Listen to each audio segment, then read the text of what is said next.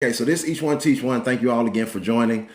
This is a big part of Collectively Sustainable. This is really the edifice of how we built community here in Atlanta. A lot of people are looking for that solution specifically, and we've been diligently crafting, pivoting, prodding, poking, and trying to figure out exactly how to accomplish it. And we figured it out on our end. And I'm just going to preface it by this class being titled How to Be Sustainable, not how to make six figures, not how to be a millionaire, not how to buy the next, investment property, but this is really a construct of how to be sustainable. And we're understanding that our economic system is changing, we're shifting. The dollar today might not be the dollar tomorrow, so we cannot build our infrastructure on money.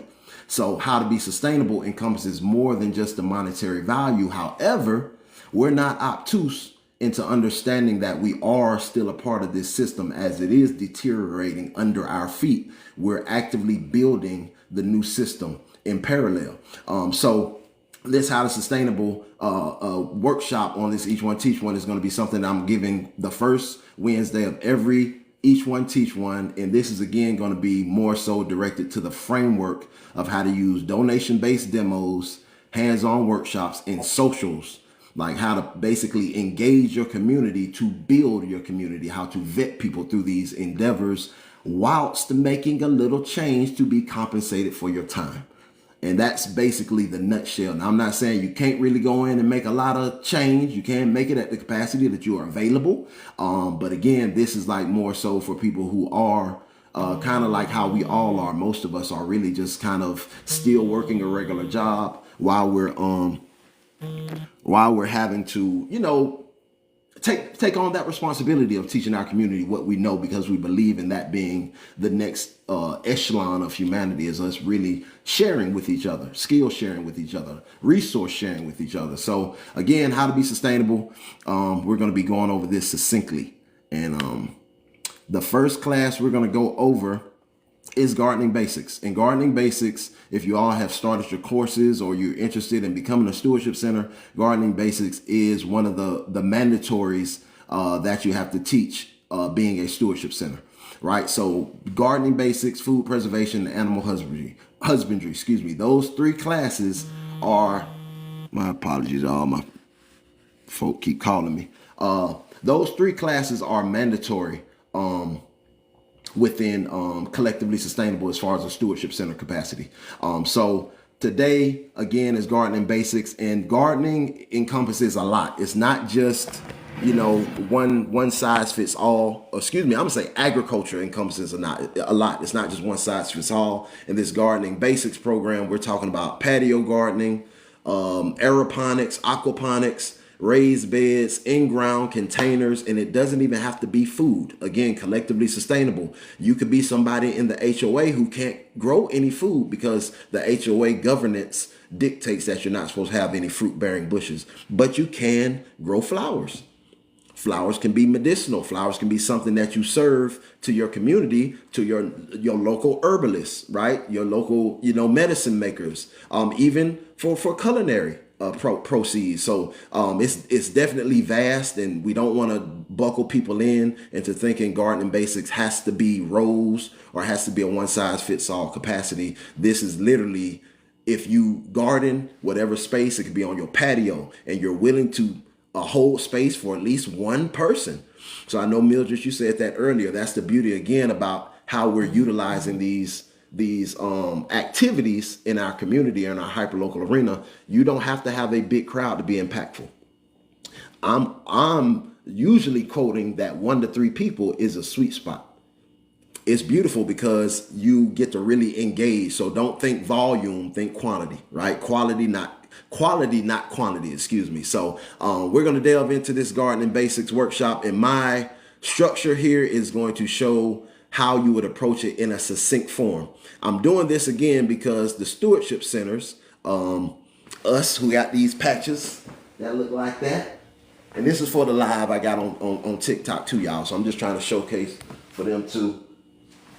So the stewardship centers have mandatory classes And we try to do one demonstration, one hands-on, and one social per month to engage our community. And this is just how I approach it. You can definitely mix and match, but I use these as calculated, measurable, quantifiable steps to take for the best outcome, because burnout is real. And again, we're straddling two sides of the spectrum where we're trying to really build this new paradigm, this new world, this new way of being, new culture, while we're still right here having to pay our bills and still having to be mindful of the dollar. And we can't be obtuse about it. We have to be realists. So this is the best practice that I found to work for us. And again, we're not the best players on the field. Uh-oh. Can y'all mute yourselves, please?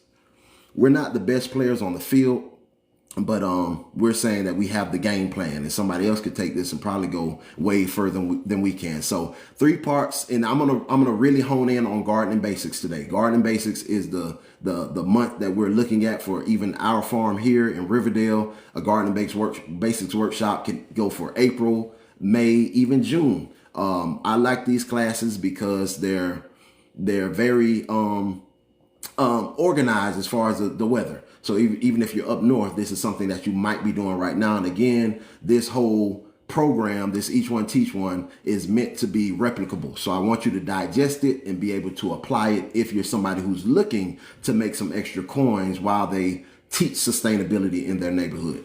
So donation-based workshops are the first ones on the list. Donation-based workshops are beneficial to the community because they're affordable, right? A lot of the community who want to learn how to grow food or learn how to hem clothes or fix seams or solar energy, usually these are the outcasted concepts that don't get a lot of eyes on them. And people are kind of hesitant because of the price point, because sometimes people can jump out the gate with a workshop that's $150 and it's showing you how to garden. And I've seen those here in Atlanta for sure, and they're ridiculous. So donation based is a way for that we can always be mindful of our community and offering them a way to come in to explore or really try it out. So donation based is important, again, because it's affordability. So whether you have somebody who has a lot of money or a little money, now that's not the barrier, right? So we remove that. Accessibility.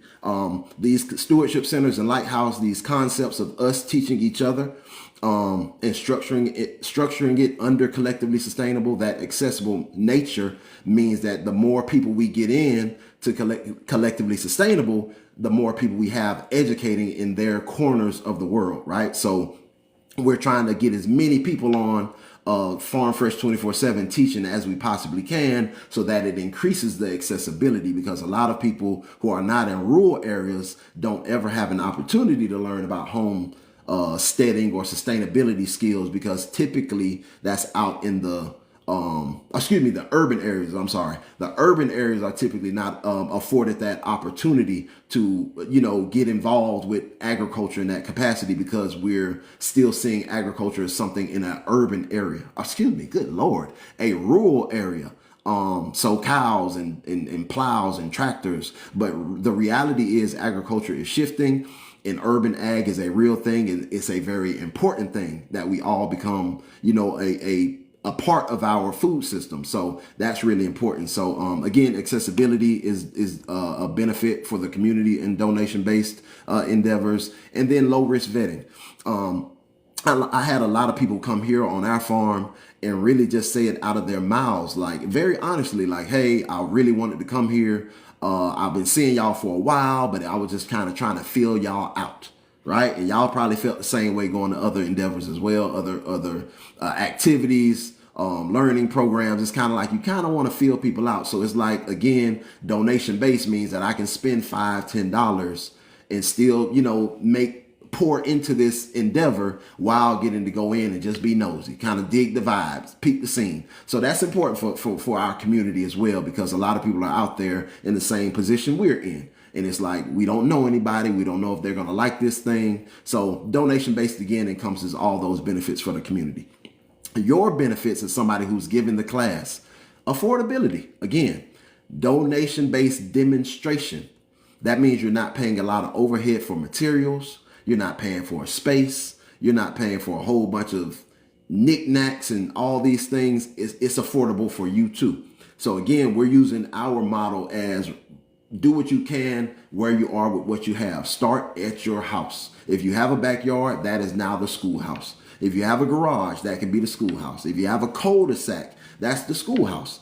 If you have a strip of grass in between your parking where your apartment complex in, that's a schoolhouse. We're again, accessibility. We're breaking down the barriers of what it is to be sustainable. So these things are important. So affordable is a big factor. Low risk vetting. Again, you're inviting people to your home. Now you don't have to. You can definitely choose a public park or another place to meet for sure. But again, 9 times out of 10, when you're building community, because that's again what the bigger point of all these things is building community. I like to just bring people to my house. I'm comfortable with that. But again, you can kind of pick and choose where you choose to meet up at, so you can do your low risk vetting. But again, this is somebody who comes in for $5. I had people donate $1 before. It's no problem to me because I get to see who they are, how they move, how they talk to their children, how their children act. So again, this is behavior. So as somebody inviting them to my house, I get to vet them based off that small donation that they gave. And it's a good way to vet people and sift people through to where you find your people, your vibe, and who's not. It's also a warm sale. So we heard of cold selling, and I'm not really in marketing, so I don't know if this is a real term. I just call it a warm sale because the worst thing you want to do is pop up to somebody like I was doing, knocking door to door in my own community, asking if they were interested in gardening or asking if they're interested in, learning how to be sustainable. It was really awkward and it was really weird a lot of the times. So this feels better because now if they're in a donation-based demonstration, they're opting in authentically, and then we get to warm sell them on our hands-on engagement that we're going to have about 2 to 3 weeks from this engagement. So again, I'm giving you this in succinct form,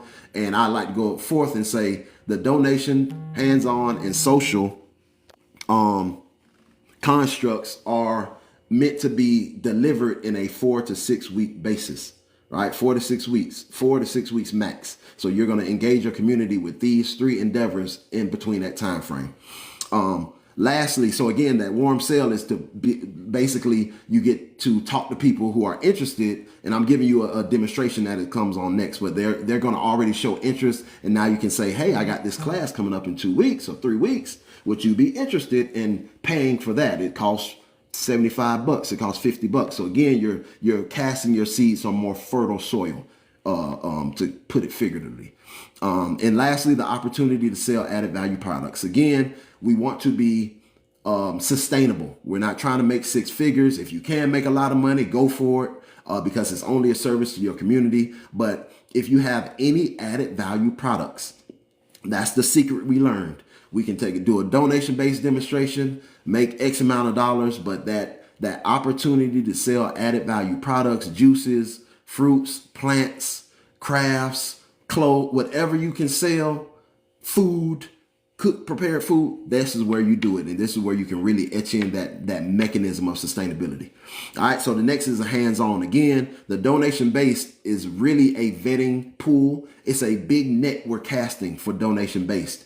And then through the net, we're pulling in and sifting through to find those people who will invest, who are ready to invest and able to invest into their education in a more serious manner, monetarily, right?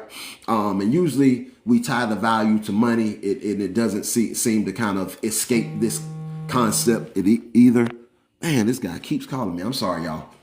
So the hands-on workshops are where you're going to have more of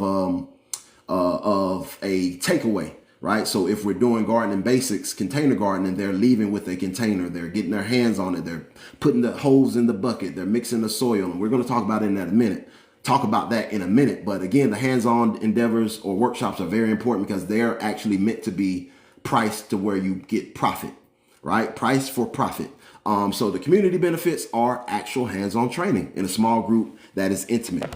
And we know just from being in school systems and things like that, we know that smaller groups are better. They're more impactful. You get more quality education. So again, that's why I say those smaller groups are more beneficial than the larger ones. So And then actual hands-on training. A lot of us can't do YouTube University. I'm blessed to be able to do it, but a lot of us cannot just watch a video and then do it right there. Some of us need that textile learning capacity. So again, actual hands-on training in an area that's close to you is very impactful. And then the opportunity to meet people who share the same desires. We're all out here trying to build community. We're typically the ones who are saying, hey, don't watch sports anymore. Don't go to don't pay for those concert tickets. Get some chickens and go start a garden. So we're looking for each other. And it's people out there who are looking desperately. And this is another way for them to understand if I'm coming to a gardening class and I'm interested, other people are there going to be interested too. So now we can start to really be in a position to really cultivate that community. So those are the benefits for your community. Your actual benefits, again, it's going to be profitable. We're not going into this thinking that we can just give, and not get poured back into, and whatever modality that is for you. But right now, we're saying if we're giving X amount of hours per month, we need to be able to show it in the bank account. That's just real. We're gonna keep it real honest. We need to be able to show it. So the benefits of the hands-on is typically they're quantifiably profitable versus the donation base where you don't really know how much you're going to make because it's donations.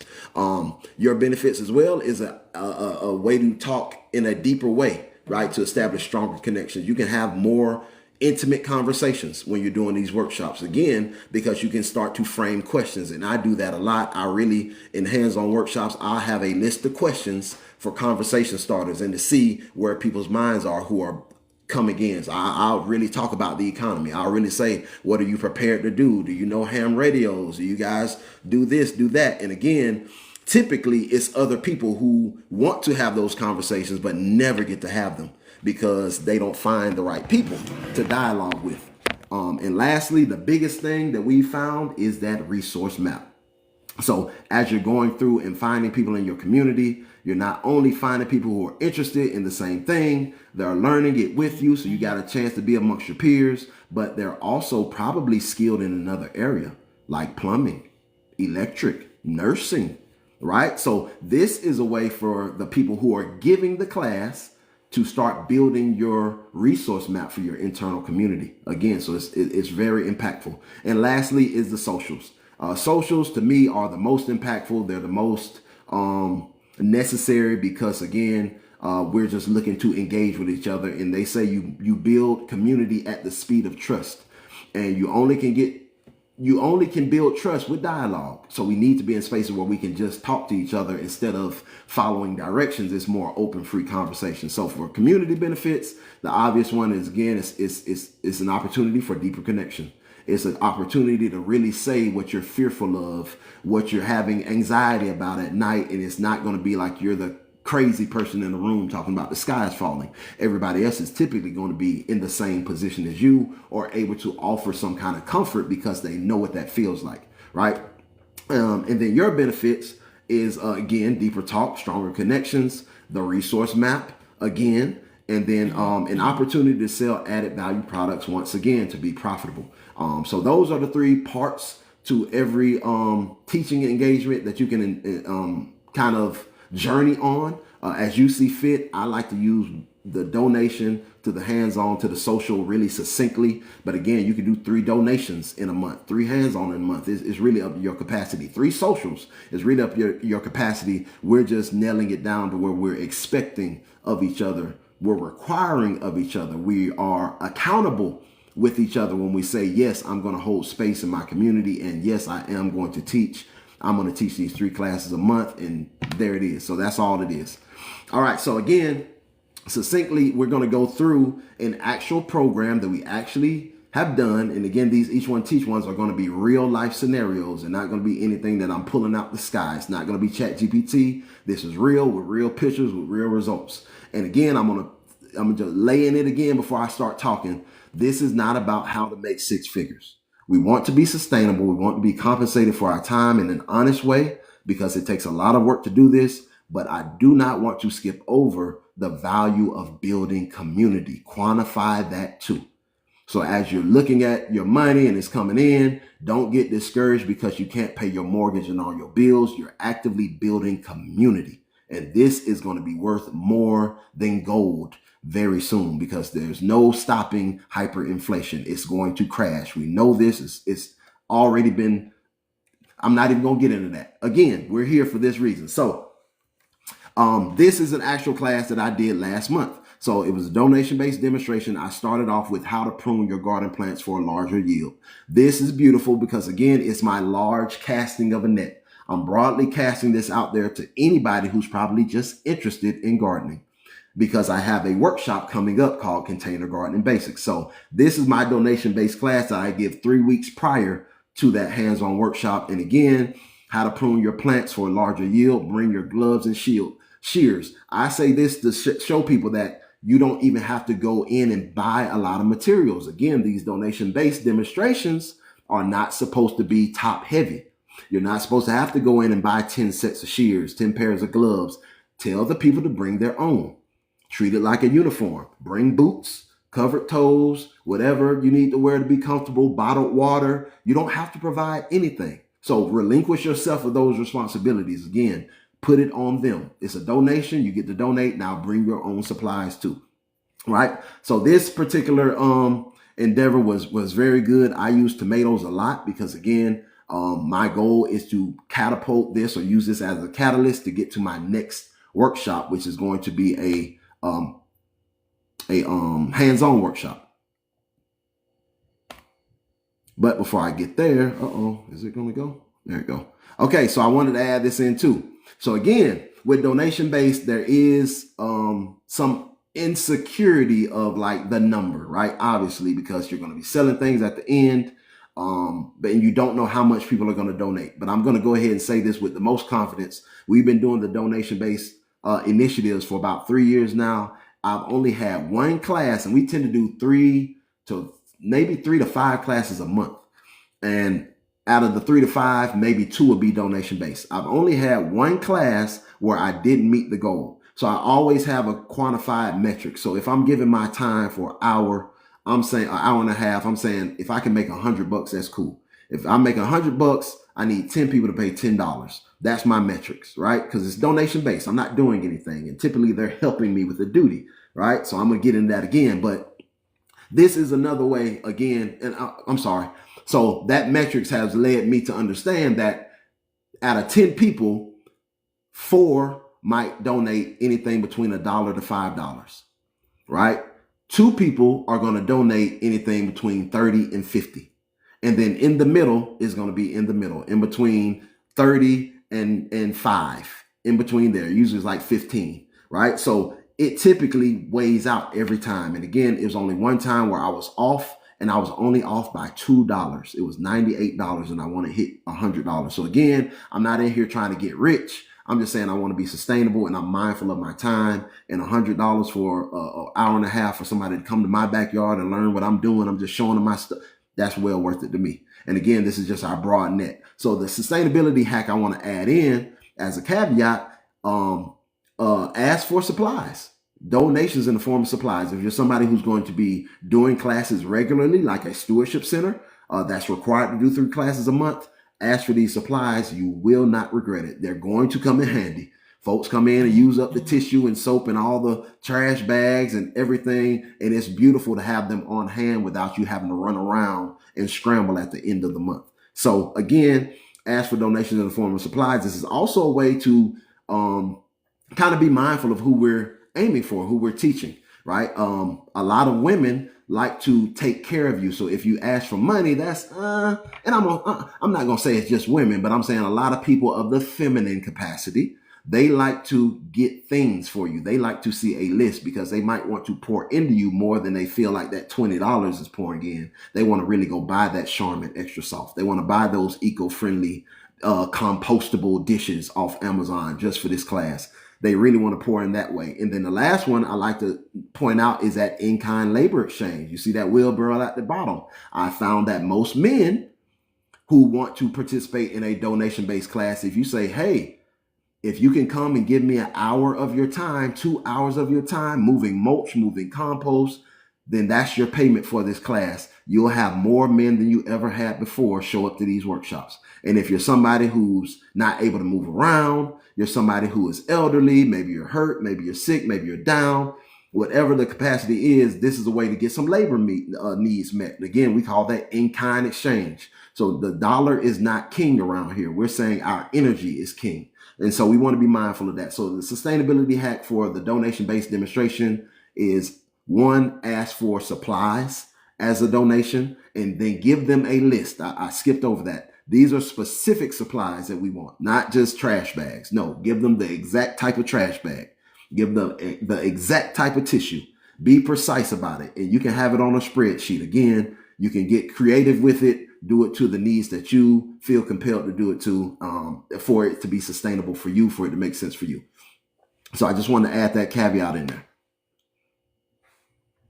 All right. So the workshop that we're going to be doing, again, the donation-based demonstration, I actually did, and I'm sorry, I didn't expound on it. So the donation-based demonstration was how to prune your garden plants for a larger yield. Again, this just makes sense for somebody who's new at growing. They need help. They need assistance with understanding. So again, that donation gets them in for a lower entry price. Typically, I do how to prune because I use tomatoes. And if anybody here has grown tomatoes, you know that when you prune tomatoes, you actually create more tomatoes, right?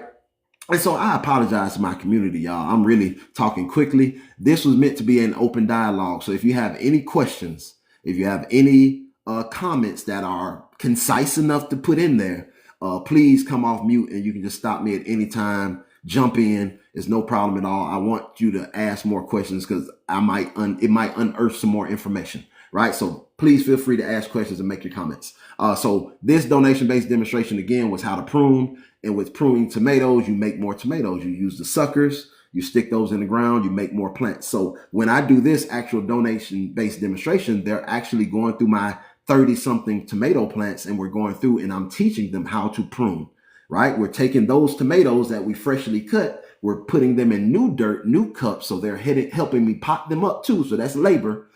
And then I'm setting them to the side. They might get one for being a part of it, or they might not. I might be using these and telling them, hey, if you're coming to the next class, these are the tomatoes we're using. Again, we're working smarter, not harder. I'm using this leverage to engage in the community, giving them a solid vantage point for information and instruction, and then I'm still getting some labor needs met. So I'm taking these tomatoes and now I've created 30 tomatoes for my class coming up, right? So let's fast forward back. I'm sorry about that. So back to the garden basics workshop. So again, for our garden class for the month, we're taking container gardening, right? Again, there's more styles of gardening that you can implement, whatever you feel comfortable with. This is mine that I feel is the most tried and true because it's a lower entryway. So for the hands-on workshops, we want to be at a price point from $25 to $100 is really high. So I say $75. In between 25 and 75 is a real sweet spot. Again, be mindful of your community. If you're in a low income, low access area, do not jump out the box with $200 classes. You're not going to help anybody. So be mindful of that. And again, this is the way that I approached it. We're definitely in a low income, low access area. So these classes, I expect to have more volume, but I'm not cheating them, right? I'm giving them the full experience. So we're going to go over the constructs, the materials that I use for my donation-based my workshops, So of course, if you know you're going to give this workshop, you can start preparing for it early. The biggest thing that you typically ought to find are your buckets, right? Buckets are the typical hardest part, but you can get them for free, right? So again, I'm approaching these workshops from a sustainable position. Tomatoes is what I'm using because I already know I can prune them. And they're already the tomatoes I got for free from the last class, right? So they're not going to cost me anything. But if you did have to buy tomatoes, they're about $3. Again, the buckets, if you go ask the Chick-fil-A, you go ask a local coffee shop, you go ask around, Arby's, whoever, say, hey, I'm giving a garden class. I like 5 buckets.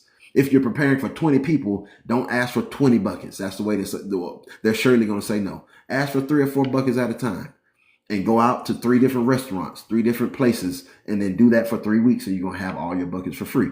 But if you wanted to just buy them, You can definitely get them. I've seen them in Sam's for $3 with lids. So if you had to buy them, you just buy them. And again, tomatoes, the seeds, of course, cost about $3 for a pack if you had to start from seed.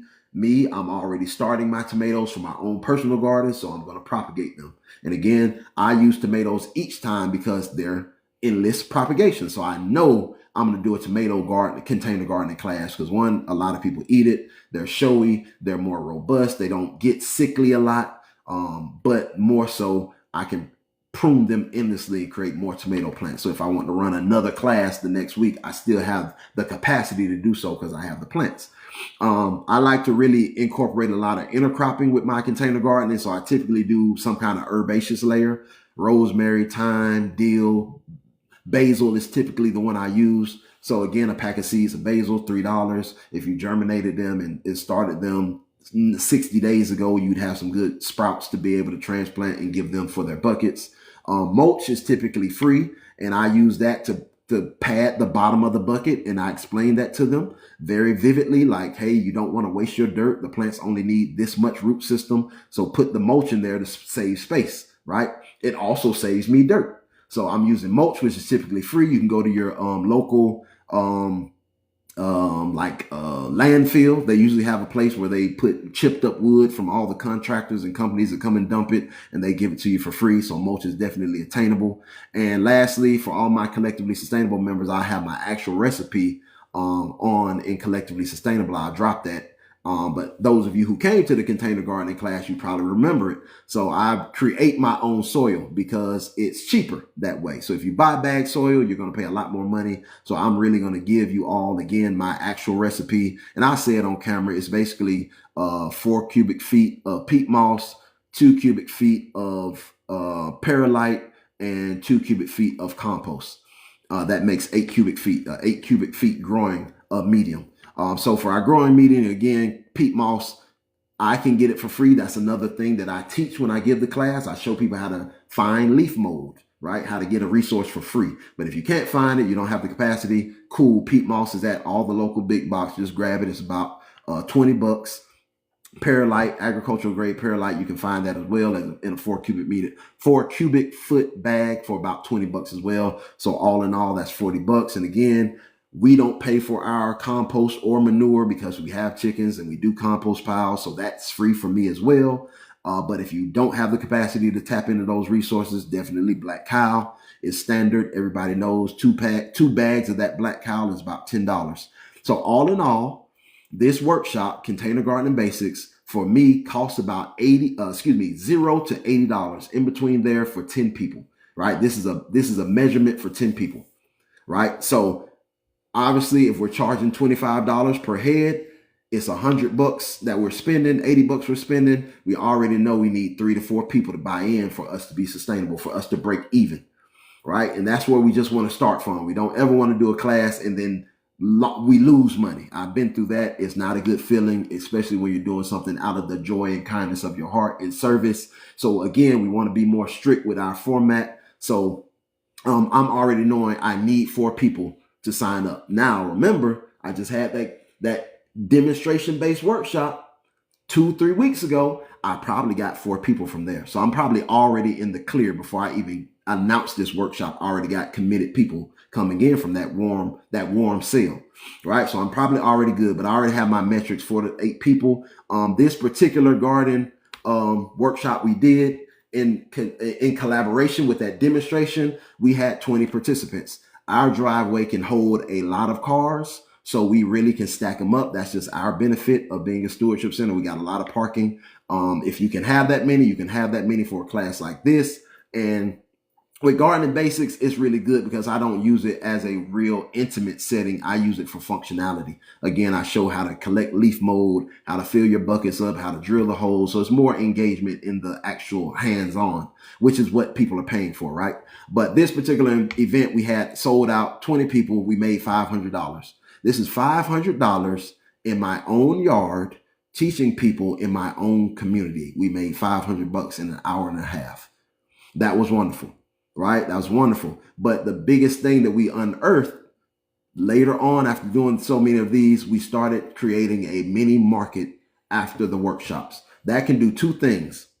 That can do either A, it can set you up for, again, endless opportunities to sell things and make more money, right? We got to still make that money. And it also can serve as a social. If you cut on some music, tell people it's not just an hour and a half, but it's 3 hours. And now this second half is us just socializing. You can butt the two together. You can do a hands-on and a social at the same time. And I would do that for the hands-on people because, again, they paid. And if I'm planning to have a social afterwards, I bump up that price. I bump it up by $15, $10, something comparable, or something that doesn't deter them from buying a ticket. But again, this is what we found that's been the most valuable, because every time we do a workshop, we sell about $400 to $500 worth of things after, whether it's tacos my wife is making, elderberry juice concentrate, plants that we have, echinacea, whatever we have, we put it out there as a market, and we've been blown away that people really, really, really just want to support. This is the way that they're actually actionably divesting from the system as well. So we unearthed that. It is really valuable to know that people don't really care what it is. They're like, I'm still supporting you. I came to this farm for this class, but I'm still going to pour into you because I appreciate the information. I appreciate you holding the space, whatever, what have you. But that is a great thing to really capitalize on, again, because we got to still be mindful about these bills that we have to pay. And it's our job to straddle the two hemispheres that we're standing in, the place where we're going and the place where we are.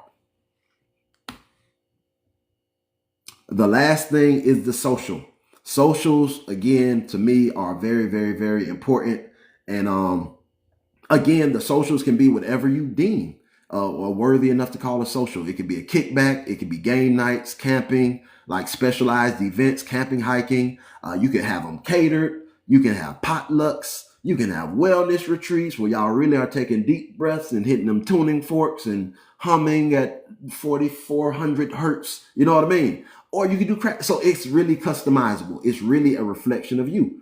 So the socials are really important because the last two aforementioned engagements, the demonstration-based, donation-based demonstrations and the hands-on, are really your opportunity as a facilitator to look into the crowd and vet the crowd.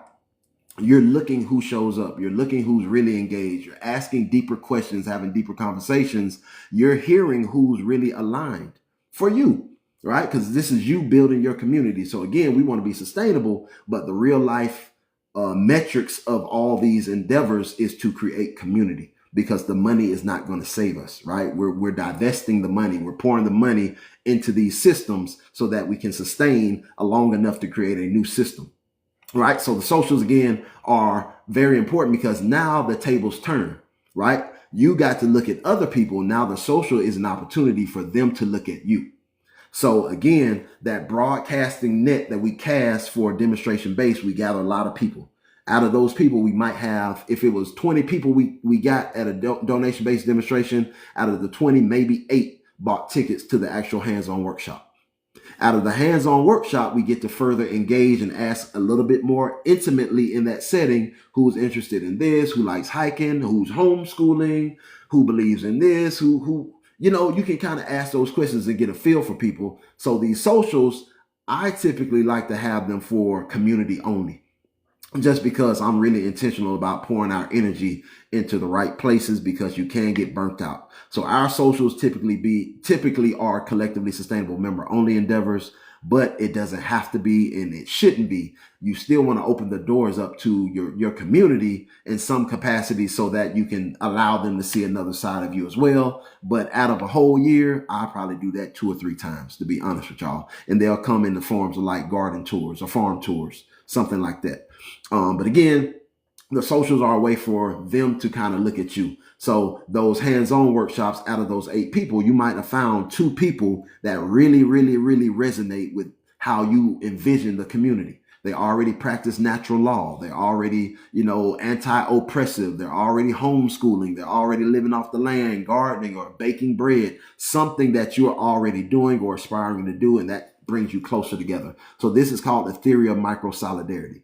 The more things you find in alignment, the stronger your community becomes, the tighter it gets, right? The harder it is to break, the stronger we stand together. So again, your point is to cast those nets to really get down to the folks who really, really, really resonate with you and your frequency and what you do, because you're starting your hyperlocal community, your small tribe, right? And everybody's supposed to be doing that again in their areas.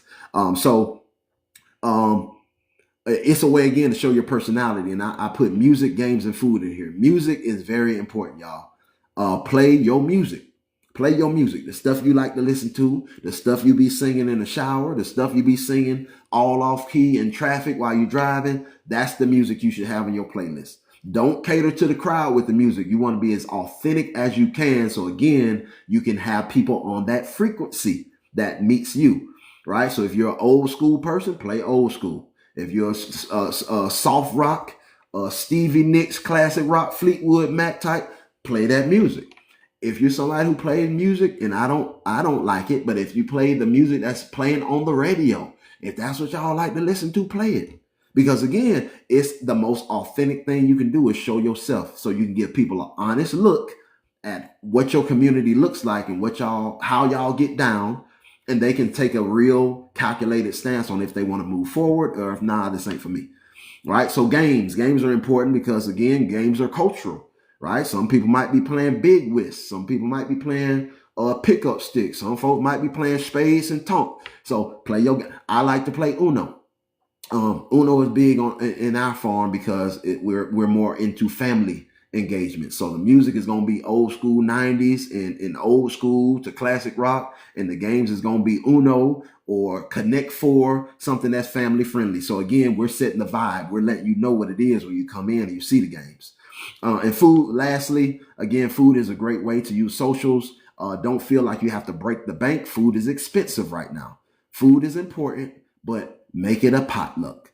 I'm going to just throw that in there. Every time we have a social, it's a potluck. And again, if you want to get specific about what people bring, you can do that. You can tell them specifically, bring napkins, bring plates, bring this, bring waters, whatever, but bring something so that we don't have to get stuck with the bill. That's very important. Again, with socials, I like to structure conversations on serious topics because that's more of the framework that our stewardship center is. Some people like to just have healing things where they're just, laying down and soaking up the sun, and that's their engagement as a social. Everybody has different paths to the top of the mountain, but the views are the same. So you do what fits for you. I like to have serious conversations because we're really preparing for a shift. And our shift is, I like to talk about, hey, what are you going to do when we can't access power? Are you lowering your consumption? Are you being mindful of how you're doing X, Y, and Z? So we'll talk about hard topics typically at our engagements. But I like to let folks know what they're getting into if they come in to our community as Seals Family Farm and our stewardship center. There's a lot of them out there, so they can pick other ones, but I'm just setting the topic or the stage for us. And then again, the socials are a beautiful way to hire within the community. And that's really a great way to kind of utilize a social to say, hey, it's going to cost $20 from everybody, but we're hiring one of our community members who does catering. All right. So we're not going to do a potluck this time. We're going to all do $20 and we're going to hire our community member and we're going to pour into them. So we've done that a lot of the time. So another way to really engage is the socials. In this particular engagement, again, we had our donation based of how to prune your tomatoes. 2 weeks later, we had our container gardening class, and this social was 2 weeks later. So that's 6 weeks, every 2 weeks. And this one, we hired entertainment, the young man with the snake on his arm and white t-shirt, Jungle King Q. He's not even a part of Collectively Sustainable. He's an outward community member. Again, our objective is to pour into people. They don't have to be a part of Collectively Sustainable for us to hire them. They just got to be somebody who's kind of dancing around the community vibe. Like they're coming up, they're showing up to different events. And, again, that resource map let me know that he dealt with animals. So he's a young man who has his own business, and I didn't know. That resource map let me know that. The first thing we did was hire him. We paid him $100. He brought in some animals. It was beautiful. Again, we had a kickback game night. It was a potluck style. Uno cards on Front Street. My boy Cullo in the picture right there. You see he looking sad. Cullo lost again at Uno. I am the reigning champion round my way. So I just want to throw that in again. Potluck style. Again, we had a potluck. Everybody brought something. We had a wonderful time talking about preparedness. This particular conversation, I believe, was brought up naturally. It was organic. I didn't have to reach in my pocket and read the question or prompt people, it was a natural emerging conversation because that's our group's dynamic. And again, I picked a couple people from that hands-on gardening workshop to come. The rest of the community were there, and it was two new faces. And that is important because now they're insulated within the culture. They get to really feel what it feels like to be in a community. They really get to be around people where, we're practicing authentic dialogue. We're not arguing with each other. We're not breaking out into a erupt, barbaric conversation because we disagree, right? So we're practicing how to engage at the same time. So this is our filtration system, because guess who gets to weigh in on how they like the new people? Your community. So again, if you have, I tell people, if you got 5 people that you can build with, you're winning, because this stemmed from 3 people that we engaged with in our community. It was just 3 people and us. And we built a community vast here in Atlanta, over 100 people. And we're all breaking up into our fractals already in that solidarity, right? That micro solidarity. So we're still a part of the same community, but again, you're going to go where it flows best for you and where it means more to you. So again, that was the presentation on how to use the donation-based, the hands-on workshop, and the social to not only be sustainable, first and foremost. Well, I'm not going to say first and foremost. They're equally important. Not only to be sustainable, but to etch in that foundation of community and how you build the community through agriculture and education. Or I'm going to even further say sustainability in education. So again, I'm going to be doing one of these every month. The first Wednesday of every month, I'm going to go through this succinctly. It'll be a different way that I engage, from bread making classes to butter making workshops to charcoal, wood splitting, whatever we've done and we found success in. I'm going to be really orating from that position and hopes to walk it down all the way through in a concise manner that you can take something away and apply it. So I appreciate y'all for being on. I'm going to cut this TikTok off, but I'm going to still talk to y'all in the community. I want to hear what y'all got to say.